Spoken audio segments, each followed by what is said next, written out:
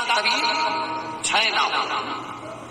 जब हम भगवान शंकर को चावल का दाना चढ़ाते हैं, जैसे बहुत ध्यान दीजिएगा महाराज, बहुत समझने वाली बात है, बहुत ध्यान से।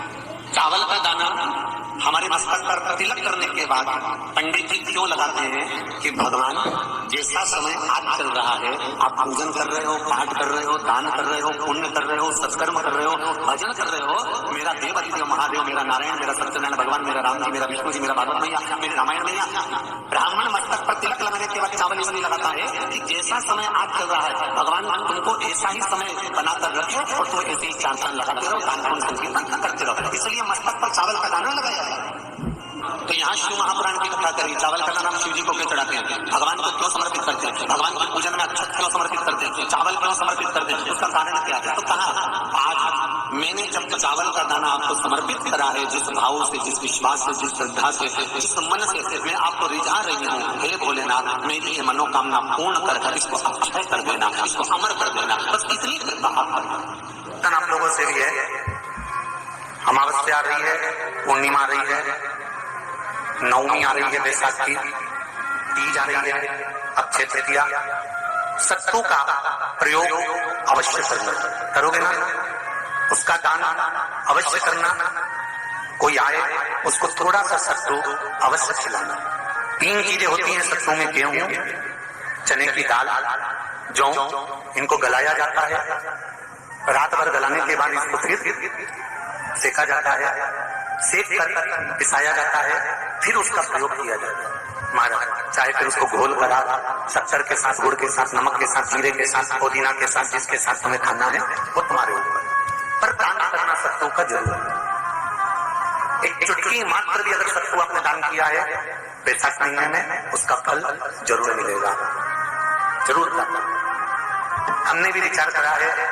जितने लोग ऑनलाइन दान कर रहे हैं, दान सहयोग राशि अकाउंट में डाल रहे हैं या सहयोग दे रहे हैं, तो अमावस्या, नवमी और पूर्णिमा को भी कुबेरेश्वर धाम में जितने भी भगत आते हैं उनको सत्तू का ही प्रसाद वितरण किया जाएगा। जो लोग दान दे रहे हैं उनके सहयोग से ही ये क्रम किया जाएगा।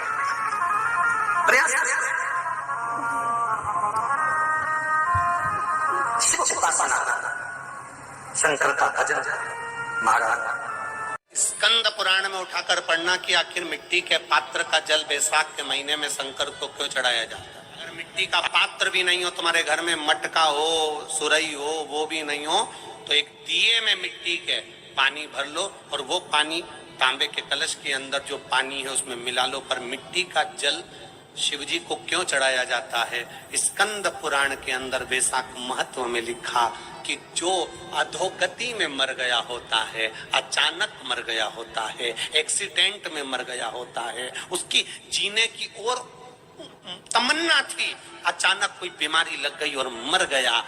कोई बड़ी बीमारी लगने के कारण चला गया, उसको बहुत कुछ करना था पर मर गया, उसके लिए बैसाख महीने में शंकर भगवान को जब हम मिट्टी के पात्र का जल समर्पित करते हैं तो वो जीव तड़पता नहीं है, कहीं भटकता नहीं है। उसको गया में पितरों में मिलाया कि नहीं मिलाया, बद्र विशाल में ब्रह्म का पाली करी कि नहीं करी, कभी पिंडदान, कभी तर्पण, तिलांजलि हुई कि नहीं हुई, पर मिट्टी के पात्र का जल बैसाख महीने में जाता है तो वो जीव कहीं पर भी हो उसकी मुक्ति हो जाती है, उसका मोक्ष हो जाता है। मिट्टी का कोई पात्र नहीं, कोई तारवन नहीं, तो आप दिए के अंदर भी जल भरकर उसको तांबे के लोटे में मिलाकर शिव जी को चढ़ा सकते हो बैसाख महीने में। जिस नारी के गर्भ में बच्चा 1-2 महीने का, 4 महीने का किसी का गिर गया हो,